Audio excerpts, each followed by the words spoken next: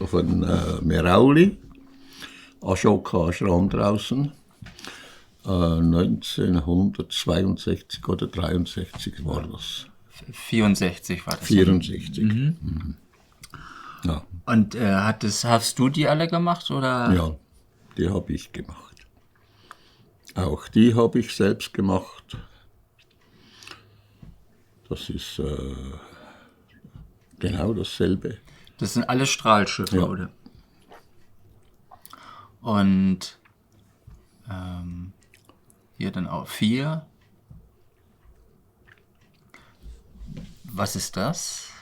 Das ist auch ein Strahlschiff. Von den Plejadern? Nein, das ist nicht von den Plejadern, das ist von den Kleinen, die Andromedaner.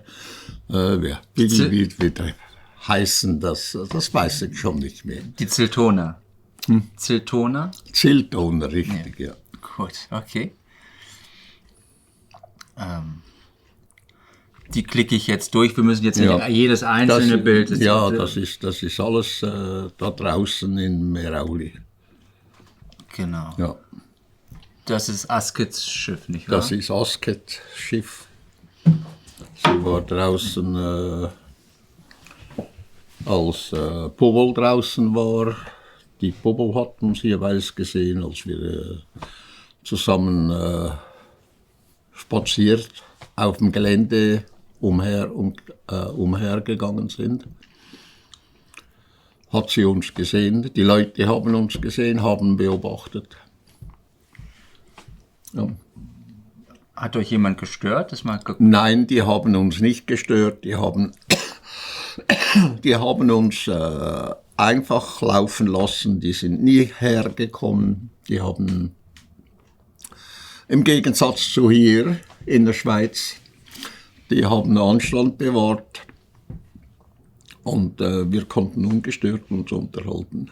Gut, das sind eben ähnliche Fotos. Da müssen wir nicht auf jedes Foto genau eingehen, sondern die Serien. Ich dachte, das ist am Himalaya da oben. Das ist wie sagt man, ein Modell, eine Telemeterscheibe. Ja. Aber das ist ja von oben fotografiert, das heißt, es ist aus dem Schiff raus fotografiert.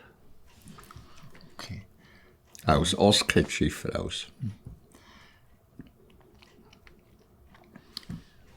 Ist die dann sozusagen dann so schräg geflogen, oder weil meistens sind die... Nein, da konnte ich unten heraus gucken. Sozusagen durch den Boden schauen, oder? Ja. Der Boden war offen, sie hat ihn eben geöffnet.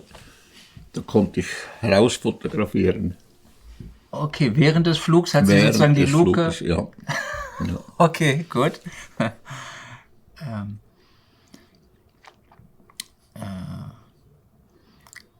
Genau, das ist hier schon... da steht zwar 74, aber das kann nicht sein. Ja, das ist in Hinwil draußen,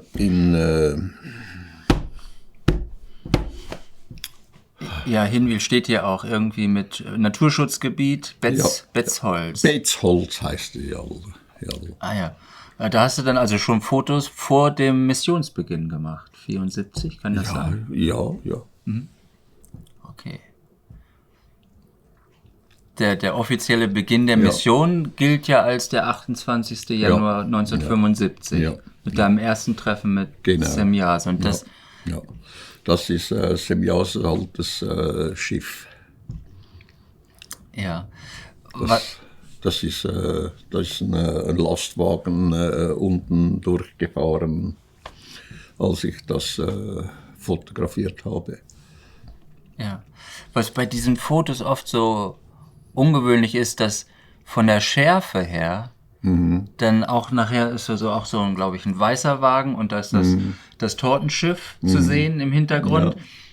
Und der Wagen ist vollkommen unscharf, was so komisch ist. Ja, weil es zu weit weg war. Wenn hier das Schiff war, das ich fotografiert habe, dann ist der Lastwagen hier vorne.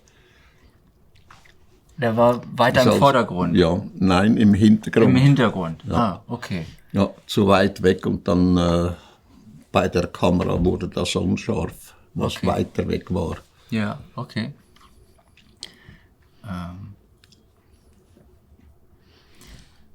Das ist die Lichtung. Das ist die Lichtung. Da war Betzholz heißt das dort. Ja, da sind 2 oder 3 Aufnahmen gemacht worden. Dort habt ihr euch das erste Mal getroffen.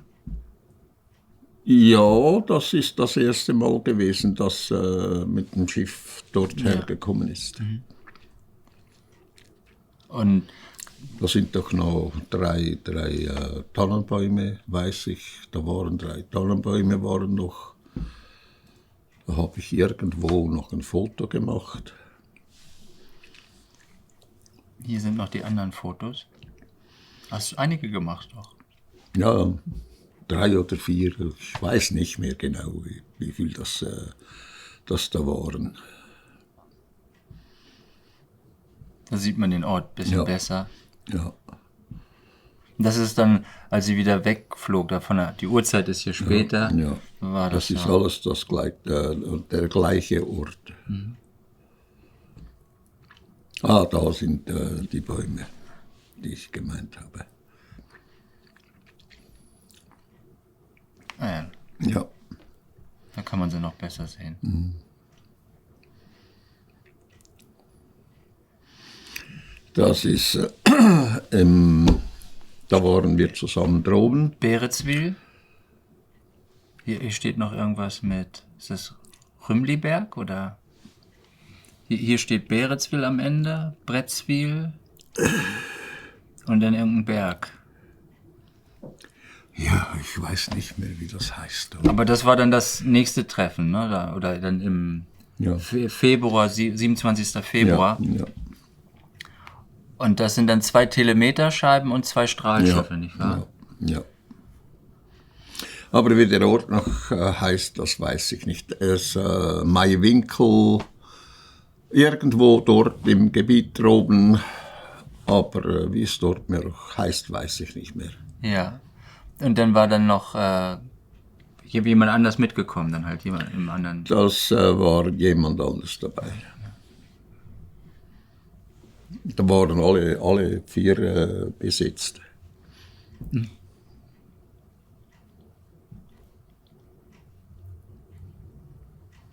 Das waren dann kleine Strahlschiffe sozusagen, so Ein-Mann-Strahlschiffe. Ein Mann. Und die anderen sind dann für 3 Die sind für 3 Personen. Okay.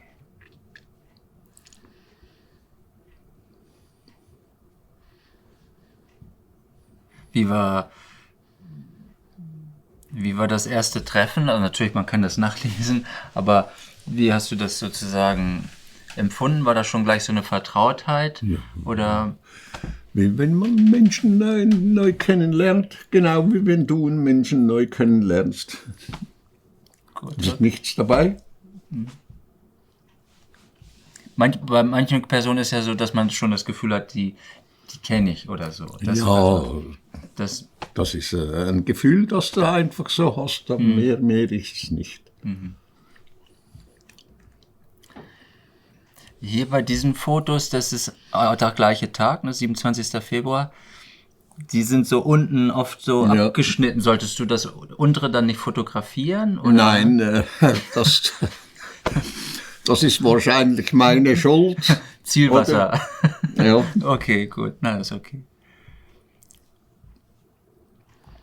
Ich bin eben kein Fotograf. Ja, sind gute Aufnahmen Ich habe dabei. solange ich im Ausland gewesen bin, all die Jahre habe ich vielleicht, wenn es hochkommt, vielleicht 8 oder 10 Fotos gemacht.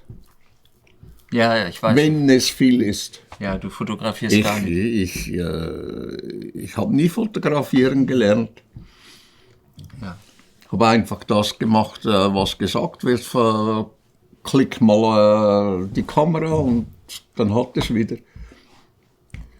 Sie haben dir das gesagt, dass du Ja. die Aufnahmen machen Ja. sollst. Ja. Außer bei Asket. aber Ich das- habe nie selbst so gemacht. Die haben mir entweder haben sie gesagt, wenn ich hier bin, klickst du einfach auf die Kamera oder guck, dass das im Bild ist oder so. Ja. Also es war der Wunsch der Plejaden, dass du die Fotos machst. Ja. Ich habe nie Fotos gemacht, dass ich selbst bestimmt habe, dort und so weiter und so fort. Ja. Haben immer gesagt, da klickst. Oder? Ja. Das ist immer noch das beste UFO-Fotoarchiv der Welt. Also kann immer noch keiner mithalten. Von Fotografieren verstehe ich überhaupt nichts. Das sind Momentaufnahmen, die ich nicht mal selbst bestimmt habe. Oder?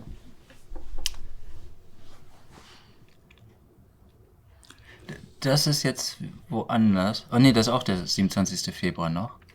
Aber hier stehst du im Grunde dicht drunter, ne? Du bist gar nicht weit weg. Ja, nicht weit weg. Ja. Aber du siehst, das ist wieder alles verschwommen hinten durch. Durch die Entfernung dann, ja. Durch die Entfernung weil eben. ein Objekt da ist. Ja. Das ist genau mit dem, wie hast du gesagt, Betzholz heißt es. Ja. Im Betzholz draußen die Lastwagen, die vorbeigefahren sind. Das ist genau dasselbe. Ja. Vordergrund ist scharf und da hättest du wahrscheinlich die Kamera einstellen müssen oder weiß der Teufel was. Na, es hat ja eigentlich auf das scharf gestellt, was du wolltest. Ist immer gleich gewesen. Ja. Ich habe nie an der Kamera gedreht oder irgend sowas. Ich habe nichts eingestellt, ich habe einfach geknipst. Fertig, Schluss. Ja. Das Schärferad ist ja auch fix, kurz vor unendlich, das kannst du gar nicht drehen. Nein, ich wüsste nicht, wie ich das an der Kamera einstellen müsste. Ja, du hast nur den Film eingelegt und fotografiert. Trotzdem. Mehr habe ich nicht getan. Trotzdem schöne Fotos. Was meinst du? Trotzdem schöne Fotos. Ja. Wenn man es nimmt. Ja. Aber du bist ja jetzt ziemlich, also wenn das Strahlschiff so viel vom Bild füllt, bist du ja ziemlich dicht dran. Ja, das ist ja richtig. Und in einer Situation sind dir ja mal welche hinterhergeschlichen und Semjase ist ja dann, ohne es zu wissen, über sie hinweggeflogen. Ja. Was dann ja und, das hat psychische Schäden ausgelöst. Ja, bewusstseinsmäßige Schäden ausgelöst, ja. Das war die Mutter von Roland und der Roland selbst. Und die Margret Rose. Die hatten nachher... die Frauen sind gestorben inzwischen. Der Roland, der lebt noch. Ob sich der aber noch mag erinnern, das weiß ich nicht. Der ist durch. Das Gehirn hat wirklich Schaden genommen, nicht wahr? Ja. Daher ist das dann nicht ungefährlich. Im Grunde sollte man da fernbleiben. Da sollte man fernbleiben, ja. Wenn sie nicht abgeschirmt ist. Und da drunten, da war das Schiff eben nicht abgeschirmt. Da ist sie mit mir weggeflogen, über die weg. Wir haben nicht gewusst, dass die hinterher schleichen. Die waren in der Küche drin, als sie mich gerufen hat. Drunten zum Menara Landing, wo die Menara einmal gelandet ist. Und da war ein Klafter Holzbeige und die haben sich dahinter versteckt und wir haben das nicht gesehen, nicht beobachtet und sind so 3-4 Meter über diese weggeflogen. Ja. Und das Schiff war eben nicht abgeschirmt. Normalerweise wird das, wenn irgendwas ist und Personen in der Nähe sind, wird es abgeschirmt gegen jede Schwingung, die davon ausgeht. Und da ist es eben nicht geschehen, weil wir nichts gewusst haben davon, dass die hinterhergeschlichen sind und wir über diese weggeflogen sind. Ja, konntet ihr nicht wissen. Ja. Und wir haben nicht geguckt, ist noch jemand unten und so weiter und so fort, oder? Ja, das sind 20, 30 Meter vom Landeplatz, wo es gelandet ist. Nachher sind wir schräg heraufgeflogen und haben nicht auf das geachtet. Wir haben miteinander geredet, oder? Wir haben einander eben in die Augen gesehen und geredet, uns unterhalten und haben nicht darauf gesehen, auf die Schirme, dass jemand unten lauert. Ja. Das sind alle drei bewusstseinsmäßig nicht mehr so gewesen wie vorher. Ja. Vom Menara Landing, oder als sie dort gelandet ist, und danach wurde es ja dann so benannt, weil sie da ja gelandet ist. Ja, Und auf der Wiese. Das sind 3 Abdrücke gewesen, das haben wir irgendwie noch fotografiert. Ja, das haben wir eingegrenzt mit einem Drahthag. Und das niedergedrückte Gras ist unten geblieben, das ist nicht mehr hochgekommen. Trotzdem es monatelang gedauert hat, bis wir den Hag wieder weggenommen haben. Es ist nicht mehr hochgestiegen. Es ist liegen geblieben. Wenn du Gras runterdrückst, normalerweise bleibt es nicht unten, sondern es stellt sich wieder auf und das hat sich nicht mehr aufgestellt. Ja. Ist das immer noch? Nein, aber war Nein, lange. das ist Jahre her. Das war 1979 oder 1980 oder so herum. Und das haben aber 6 Leute gesehen, erinnere ich mich. Ja, da, natürlich. Als sie ausgestiegen ist. Ja. Aber eben, die haben einen bewusstseinmäßigen Klacks haben die bekommen. Ja. Im Fall von Semjase.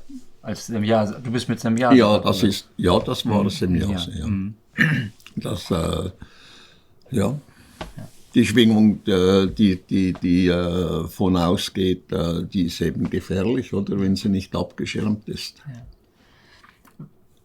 Wenn sie abgeschirmt ist, du konntest dich ja auch nicht dem Schiff von Semjase nähern beim ersten Treffen. Nein. Da musste sie erst die Schwingung wegmachen. Ja. Und das kann man einstellen. Das kann sie einstellen. Bei allen Schiffen auch, bei Da und alle anderen auch. Weil hier bist du ja im Grunde auch direkt darunter. Ja. Und dann ist es aber, weil es abgeschirmt ist, ist es dann das ist harmlos. dann abgeschirmt. Ja, okay. Nachher ist noch so eine Detailaufnahme, da sieht man dann hier sozusagen das untere besser. Weißt du, ob hier der Antrieb ist oder... Da weiß ich nicht, da habe ich nie nachgefragt, wie der Antrieb existiert. Ich weiß nur, es ist simpel einfach, das Gerät zu bedienen. Das habe ich mal gemacht, so spaßhalber. Dann ist das Dings losgesaust. Das ist... Ja. Aremo. Was meinst War du? das da, wo das im Jahr Aremo gerufen hat? Ja, eben. Die Angst ja. gehabt hat, dass du die Lichtgeschwindigkeit durchbrichst. Ja. Und wie ist das? Es gibt doch auch eine Luke, wo man einsteigen kann, nicht wahr? Ja, natürlich. Das teilt sich unten. Kannst du von unten her rauf, kannst du von oben her wieder runter. Da ist alles, das löst sich einfach auf. Wie das geht, weiß ich nicht. Ja. Das ist vorhanden, aber unsichtbar. Du siehst es nicht mehr. Und durch das kannst du durchschweben. Ja. Es ist vorhanden, Du kannst aber trotzdem durch, wie wenn diese Platte jetzt durchsichtig würde, du kannst trotzdem durch diese durch.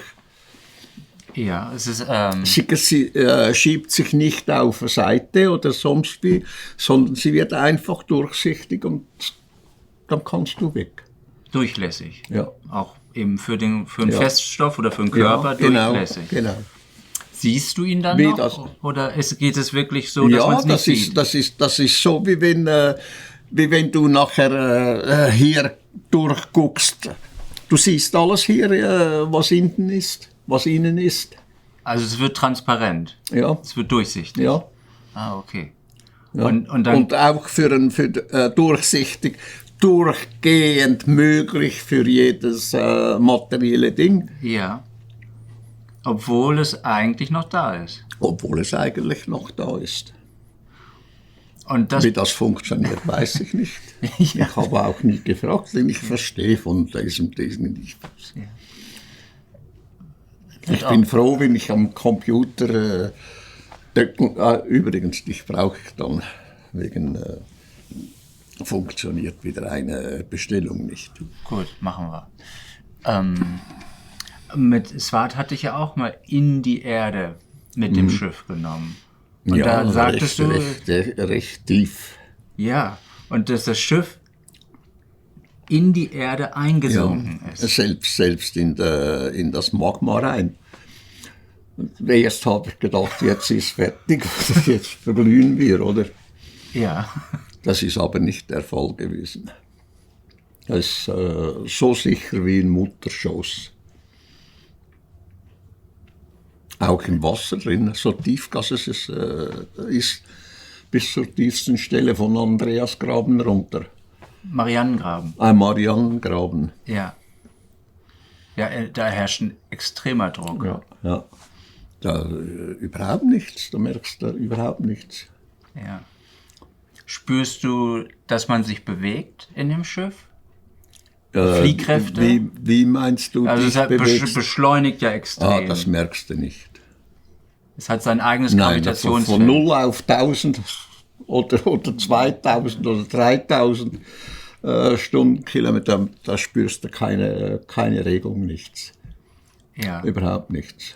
Das gibt keinen Andruck oder sonst irgendwas. Keine Beschleunigungen, wie Nein. man das fühlt im Auto Nein, oder nein. Bremsen. Nein, das ist völlig weg.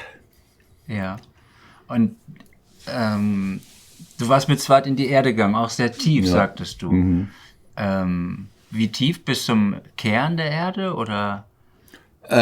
Nicht ganz, sondern wie viele Kilometer es genau gewesen sind, weiß ich nicht.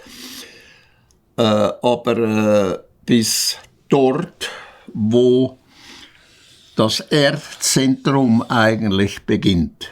Und das sieht völlig anders aus, als unsere Wissenschaftler das behaupten. Allgemein heißt es, dass dort ein Eisenkern Eis, ja. hervorherrscht. Ja, sieht aus wie wenn es, wie soll ich sagen, wie wenn es lange Eiszapfen wären. Wie Stalaktiten vielleicht, oder? Ja, etwa so, ja. Also es ist nicht massiv, sondern es ist im Grunde, ist es ist mehr hohl oder ist es mehr... Nein, es ist nicht ganz hohl, sondern eben mit diesen, wie du sagst, so Stalaktitenähnliche Gebilde, tropfenähnliche Gebilde und so weiter und so fort. Aus purem Metall. Ah, okay. Ja.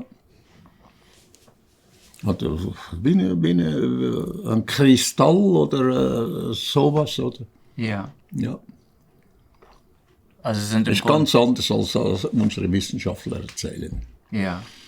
Ja. Aber das war ja noch gar nicht im Erdkern, also Nein, davor dann, ne? das ist nicht der eigentliche Erdkern.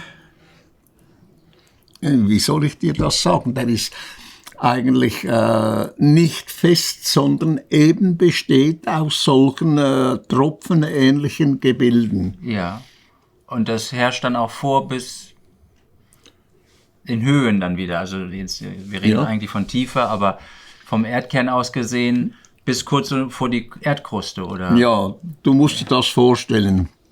Wenn du hier die Erde hast, dann hast du 15, also 20 Kilometer hast du mal Erde oder 16 Kilometer, 15 Kilometer, je nachdem. Dann kommt die nächste Schicht, die ist flüssig oder halbflüssig und so weiter und so fort. Und nachher ist die Magma, die richtig flüssig ist, zähflüssig, weißflüssig, stark flüssig. Und dann geht es noch tiefer runter. Da beginnt es dann wieder in andere Schichten, bis dort, wo der Erdkern, wo der Erdkern beginnt. Aber das ist nicht ein Kern, wie du dir einen Kern vorstellst, sondern das ist ein Riesengebiet, das voller metallischer Zapfen ist. Okay. Ja. Da treten dann diese Hohlräume wieder auf. Zwischendurch, ja. Zwischendurch, ja. Aber in den anderen Schichten, wo das so halbflüssig ist, die sind gefüllt im Grunde von dieser Flüssigkeit. Die sind gefüllt von dieser Flüssigkeit. Und das ist auch, wie sich die Erde innerseitig bewegt, dass da Land verschwindet, Erde verschwindet, sich auffüllt mit Magma oder das wieder hochdrückt und so weiter und so fort. Und Gas hochsteigt. Das kannst du alles auf dem Bildschirm, kannst du das sehen, beobachten, wie sich diese Gase durch das Erdreich absondern und oben wieder rauskommen. Das hat dir Swart auf den Monitoren gezeigt, Ja. auf dem Bildschirm. Ja. Ja. Und das löst dann halt eben Vulkanausbrüche, Erdbeben. Unter Umständen, meistens sind es nur wie zum Beispiel der Yasuhira mir dauernd schickt, Ja. diese sogenannten Orbs. Das sind einfach Gasballungen, die sich wie eine Kugel bilden, die aus dem Erdreich raus sich pressen oder befreien oder wie du dem sagen willst. Und dann schweben sie vielleicht eine Stunde, vielleicht 2, 3 Stunden, je nachdem, bis sie da wieder verschwinden, sich auflösen oder explodieren, platzen und so weiter und so fort. Genauso wie Sumpfgase in einem Moorgebiet und so weiter und so fort. Teilweise können sie sogar leuchten, wie Erdgaskugeln und so weiter und so fort. Gut, vielen Dank.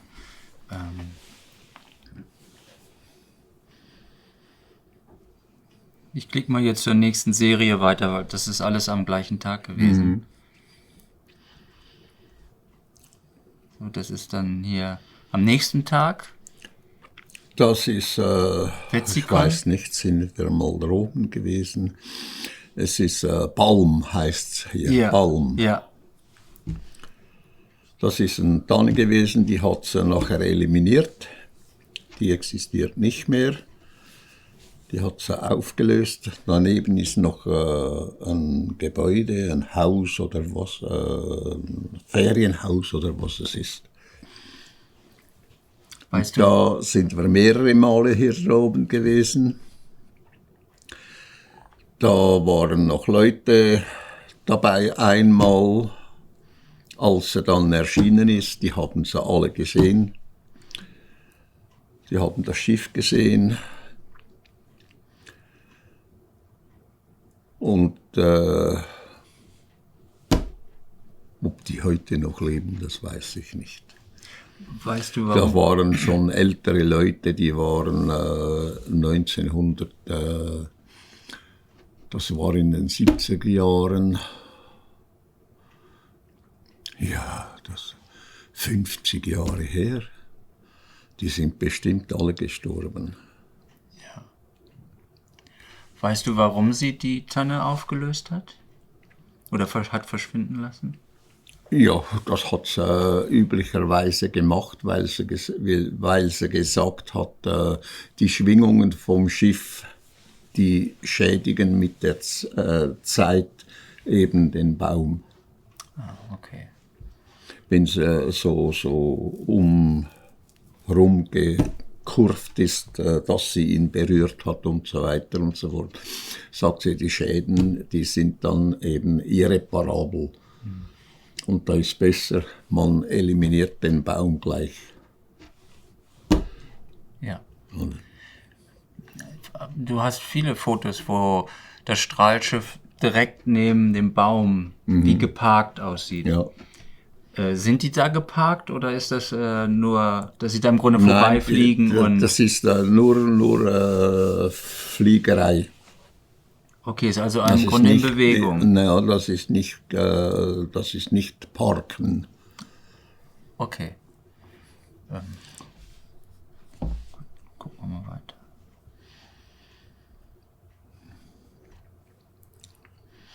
Das ist in Wetzikon drunten, wie heißt es? Winkelried. Winkelried, genau. Ja. Das ist, da müssen wir mal runter. Das ist unheimlich scharf, das Foto. Also da hast du praktisch überhaupt nicht verwackelt. Ja. Also unheimlich ruhig gehalten in dem Moment. Es gibt so einige Fotos. Da unten, da gibt es ein besonderes Erlebnis. Da hat sie mich einmal aus dem Schiff runtergelassen.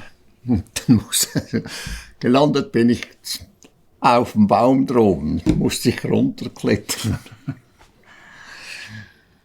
Hat sie dich runtergelassen oder hast du dich da runtergelassen? Nein, ich selbst. Okay. Sie hat mich einfach über den Baum hat sie unten geöffnet, dass ich runter konnte und ich bin einfach raus. Ach so. Und dann bist du in den Baum gefallen? Ja, gefallen. Wie man es nimmt, weißt du, wenn man hart aufkommt. Es war nicht eigentlich ein Fallen in dem Sinn. Okay. Aber du bist dann den Baum runtergeklettert? Ja, oder? ich musste ja auf den Boden runter. Ja. Und dann hat dich eine Frau gesehen? Ja, da war eine Frau drunten mit dem Kind. Da plötzlich jemand runtergekommen ist. Hat sie sich gewundert. Das ist das Spital. Das ist auch dort drunten. Das ist ganz merkwürdig. Einige Fotos sind gestochen scharf und da, einige sind recht unscharf. Ja. Aber das sind mit die schärfsten Ja, Fotos. eben. Man hätte die Kamera eben einstellen müssen, so oder so. Oder, ich habe einfach eben abgedrückt. Ich habe die Kamera von meinem Bruder gekauft. Die habe ich ihm für 70 Franken abgekauft, weil ich eben eine Kamera brauchte. Die hast du alle aus der Hand gemacht, nicht wahr? Ja. Die Super 8 Aufnahmen, die sind nur alle vom Stativ. Ja. Okay. Die Fotos sind alle von Hand. Ja. Die Kamera, ich glaube, die habe ich noch. Ja? Ja, ich glaube, ja. Die hast du noch. So, ich klicke mal weiter zur nächsten Serie. Das ist auch unheimlich scharf, weil man kann die Details, obwohl es so klein ist, das Strahlschiff, kann man, wenn man auch selbst wenn man reinzoomt, gibt es im Fotoinventarium, sieht man immer noch das Schiff sehr scharf. So, das ist eine längere Serie. Das ist wohl dein berühmtestes Foto. Sadlik draußen. Ja. Da sind auch jene Tonaufnahmen, die sind hier hinten gemacht worden, wo das Holz jetzt liegt, das Langholz. Die Leute sind hier vorne gewesen. Da hat es so laut getönt, die sind von 4 Kilometer Weite hergekommen und haben gelauscht, was das für ein Geräusch ist. Ja, die haben versucht rauszufinden, wo das Geräusch herkommt. Ja, ja. 4 Kilometer weg. Ja. Die haben das dort noch gehört. Also dermaßen laut. Da war meine Frau dabei, die Kinder waren dabei, der Engelbert, seine Tochter, seine Frau. Maria und Conny. Jawohl, genau. Die waren alle dabei. Und, glaube ich, der Jakobus noch. Und als die Leute dann kamen, hat dann Semjase sich wieder verzogen? Nein, oder? nein. Die haben alle hier vorne gestanden und haben zugehört, wie sie das Hirn erzeugt hat da hinten. Aber sie konnten es nicht sehen. Das weiß ich nicht, ob sie was gesehen haben, da habe ich nicht nachgefragt. Ja. Denn Semjase kann das ja auch alles einstellen, Ja. aus welchem Winkel man das sehen kann. Ja. Also ob ringsrum oder Ja, nur ein kleiner da war Spalt. überhaupt nichts abgeschirmt. Ja, vom Ton her. Vom Ton her war nichts abgeschirmt. Darum hat man sie in 4 Kilometer Distanz noch gehört. Ja. Und die sind da, 10 oder 12 Leute sind da hergekommen. Die Armee da droben, das weiß ich noch. Die haben sich vorne, vorne, weißt du, wo die Bank ist, der Sattel liegt da, der Parkplatz. Der Aussichtspunkt. Die haben da vorne gelauscht, geguckt, gefilmt. Ja, das war damals, als Tonaufnahmen gemacht wurden. Ja, dieser Teil ist ja eben, der verwendet wurde für Akte X. Ja, glaube ich, ja. Und dann I Want to Believe steht dann da drauf. Ja, und ja, das ist ich so glaube, ja. dein Das war halt. ja, Ja. dein bekanntestes Foto sozusagen. Das ist halt eben. Und da sind die noch von der Feuerstelle auf der anderen Seite, in der Mitte von der Sedeleck. Da droben ist noch eben das Gebäude, wo die Feuerstelle ist. Da habe ich da über die Bäume weg fotografiert. Da geht dann der Weg runter. Ja. Ja, das ist bei den Super 8 Aufnahmen Ja, hast du dann ja, nach oben ja. gefilmt. Das sehen wir später dann noch. Das ist ja nicht weit weg, das Das ist im Grunde ist- nur in die andere Richtung. Ja, nicht das wahr? ist die andere Richtung. Ja. Hier sieht man noch, Da führt der Weg runter, da Ja. von dem Haus da Ja. hier runter. Dann ist die Feuerstelle hier. Ja. ja, genau, und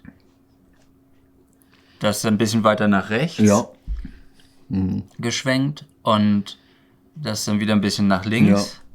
Und dann kommen auch die Feuerstelle. Da die Feuerstelle. Das Das ist ist gar nicht. Perforation vom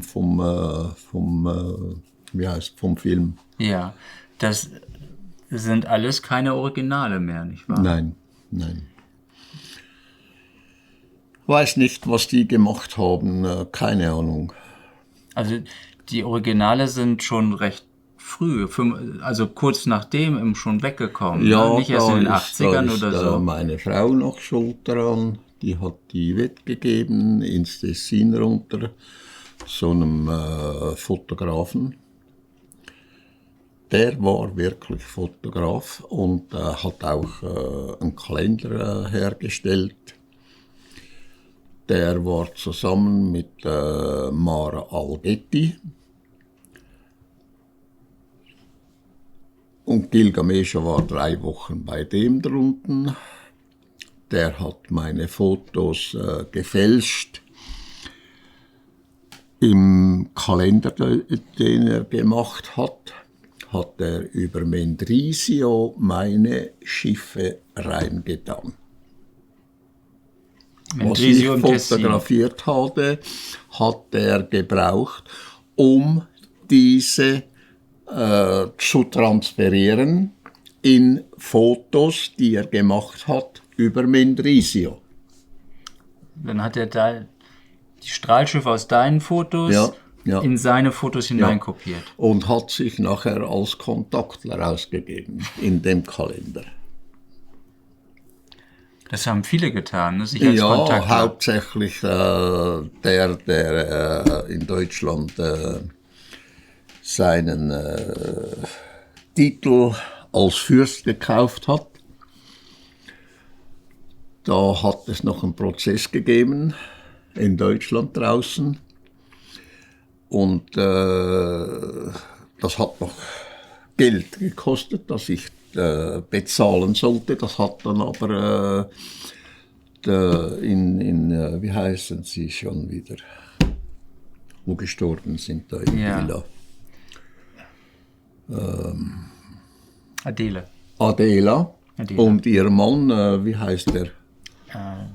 Das habe ich leider vergessen. Ja. Aber ihr Mann hat... Ja, die haben dann die mehrere tausend Franken bezahlt für den Prozess, das es draußen gegeben hat. Mir hat man vom Gericht geschrieben, wenn ich nochmals sage, dass er mir die Sachen gestohlen hat und so weiter, dass ich dann 500 Euros zu bezahlen habe als Buße. Und was dann weitergeht, Gerichtswesen und so weiter und so fort.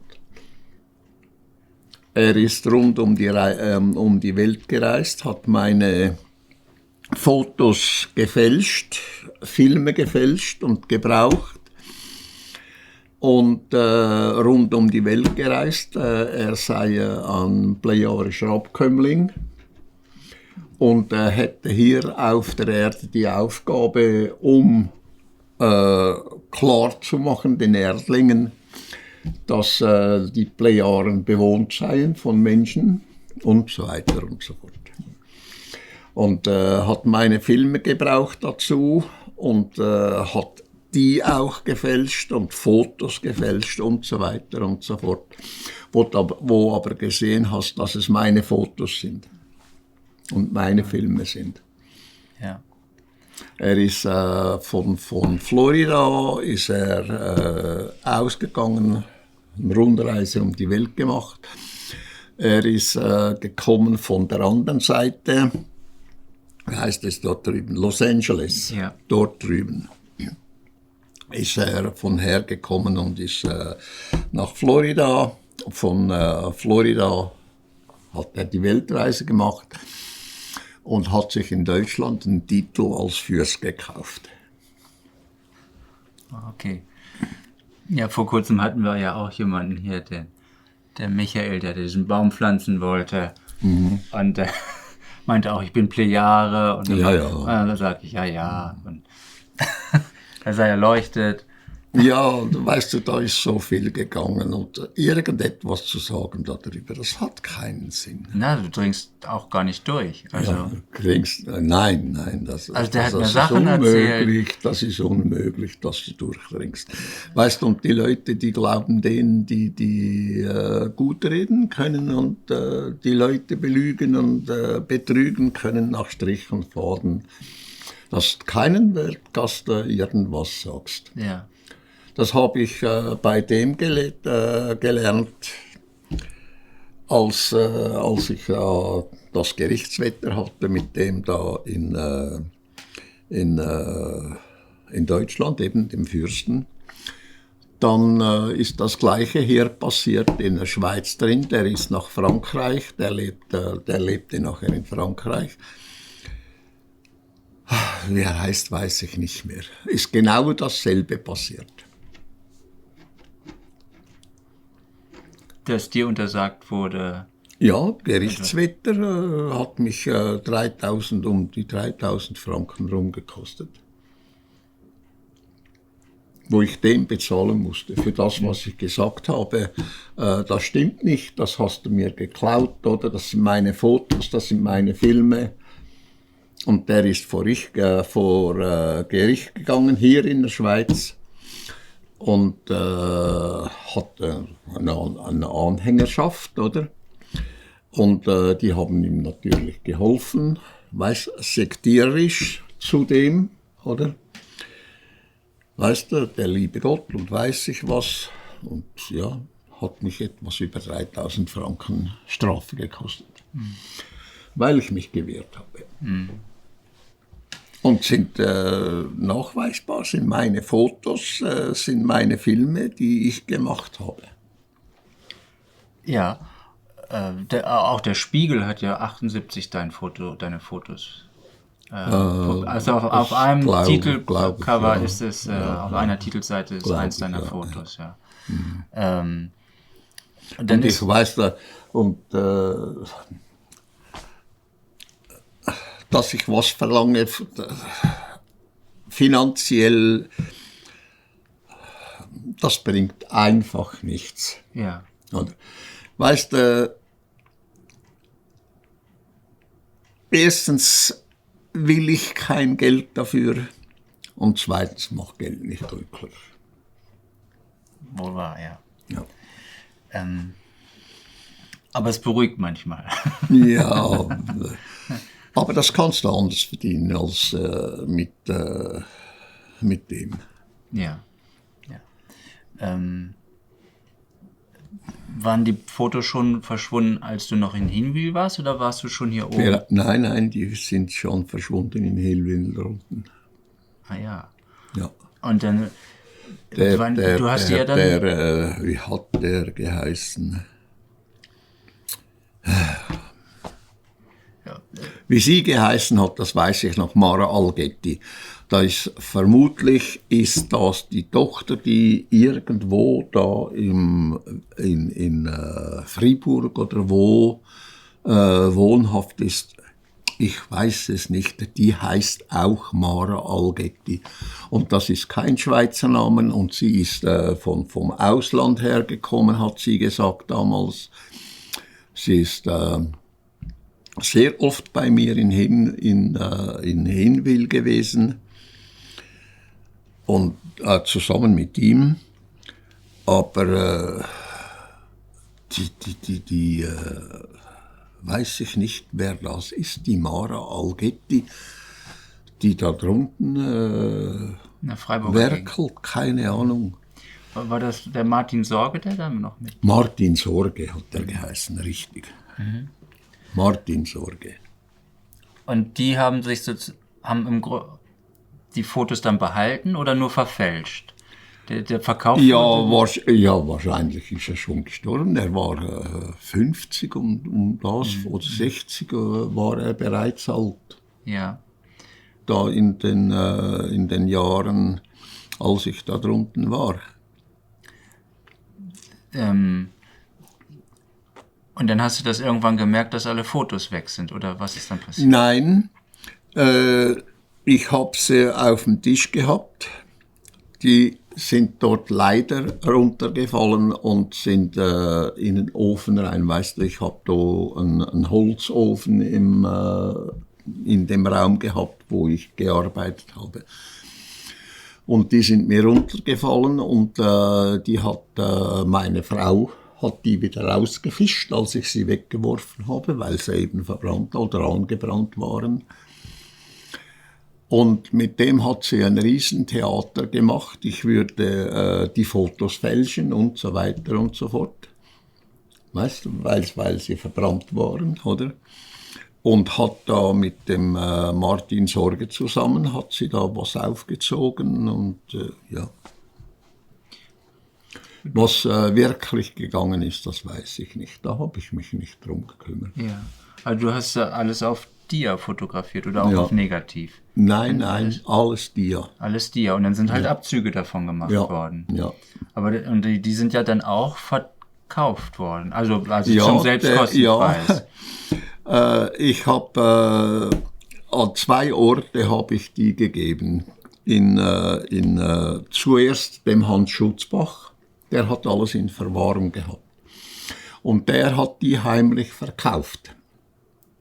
Die Originale? Die Originale, ganz offenbar die Originale. Und darauf gekommen bin ich, weil ich eine deutsche Zeitschrift in die Hände bekommen habe, die hat mir jemand zugeschickt, wo die Fotos abgebildet waren. Die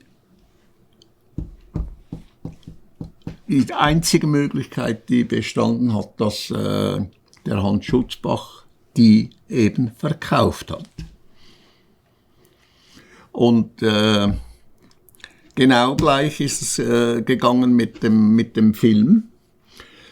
Ich habe nicht gewusst, dass die Bobby, meine Frau damals, diese hinter meinem Rücken teuer verkauft hat, teils verkaufen wollte und es nicht gelungen ist. Das hat mir der Hesemann, Michael Hesemann, hat mir das gesagt, als er hier oben gewesen ist. Er ist ziemlich oft hier oben gewesen nachher. Er wollte einen Film kaufen von da droben und die Bobby wollte 1000 Mark dafür haben. Und das hat er als 17-Jähriger nicht bezahlen können. Und das hat sie auch mit dem Original gemacht. Den hat sie nach Deutschland verkauft und der hat ihn zerschnippelt. Der Michael hat dann herausgefunden, an wen das sie den verscherbelt hat. Und er ist hingegangen und wollte eine Kopie machen oder den kaufen von dem Mann, der den Film hatte. Aber der war völlig verschnippelt und zwar derart, dass man nichts mehr machen konnte damit. Nur noch kleine Stücke. Ja. Und wir reden jetzt aber nur von dem Super 8 Filmmaterial. Ja. Und das hat der in Deutschland gekauft? Ja. Von Bobby? Ja. Und Michael Hesemann wollte zurückkaufen? Ja. Aber es waren nur noch so stückweise Schnippel vorhanden, 10, 12 Zentimeter lang. Du hast ja recht viele Filme gemacht. Also einen habe ich gemacht, droben, im Dings droben. Wir gucken später noch bei rein. Rumlikon. Dann sehen wir später noch, aber du hattest erzählt, du hast im Grunde viel mehr gemacht. Ja. Die sind alle verschwunden. Ja. Spurlos weg. Und die einzige Möglichkeit war, dass der Hans Schutzbach die genommen hat und die Bobby. Nur die hatten Zugang. Nur die hatten Zugang dafür. Nachher, als der Hans Schutzbach mir die Dias wieder zurückbrachte und die Filme, habe ich sie dem Fotografen gegeben, der da vom Rheintal war. Ich weiß nicht mehr, wo er wohnt hat, wie er geheißen hat und so weiter und so fort. Und da war alles total verfälscht worden. Also da war nichts mehr original, das ich zurückgehalten habe. Und er hat damals gesagt, er sei von 2 Männern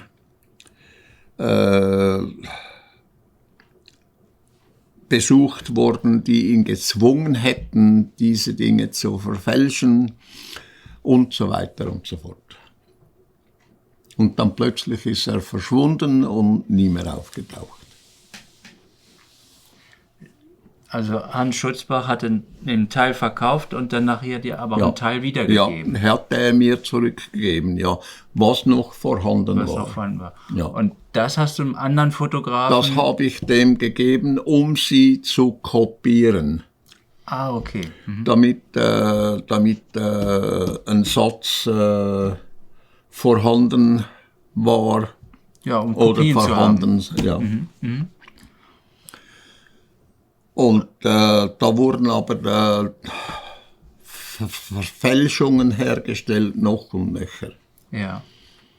Und da ist dann alles verschwunden. Filme, die sind überhaupt unbrauchbar gewesen, die konnte man wegschmeißen. Ja. Und wie bist du dann? Und die Filme, die ich gemacht habe, alle total verschwunden. Ja, und Bis auf die eine Rolle, die wir dann bei dir noch wiedergefunden haben vor einigen Jahren. das ist aber eine Kopie. Das ist eine Kopie, ja. Und man weiß nicht, welche Generation. Nein. Ja.